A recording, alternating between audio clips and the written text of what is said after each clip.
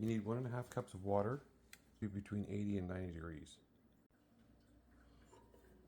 2 teaspoons of salt.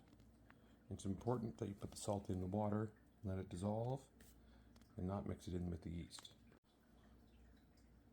1 teaspoon of sugar, or 1.5 of honey, because I have a lot of honey.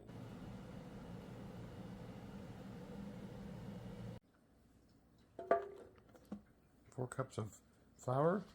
All-purpose flour is fine, or bread flour.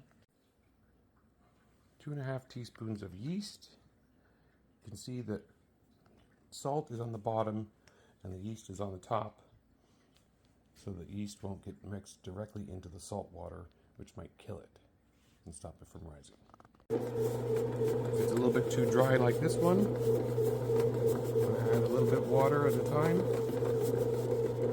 You want a nice firm dough.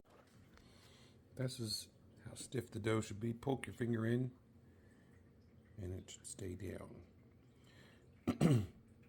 This machine lets it rise for an hour, so if you're mixing it in a bowl, just cover it with a damp towel and let it rise for an hour.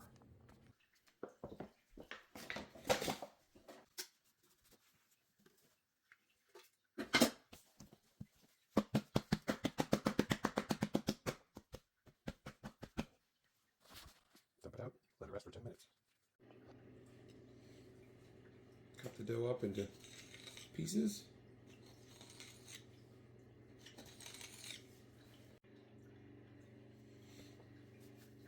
Take your dough, roll it up into a ball first. Pinch it all tight so that it doesn't unwind.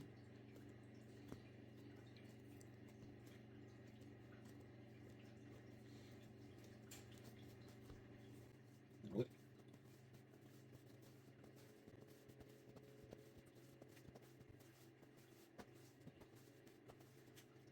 And put it in.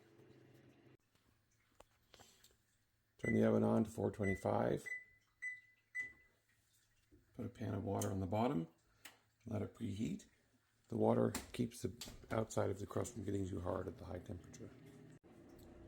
Cover it loosely and let it rise for 30 to 40 minutes while the oven warms up. The water in the oven should be boiling by now. You need a nice steamy oven to keep them from getting too hard on the outside.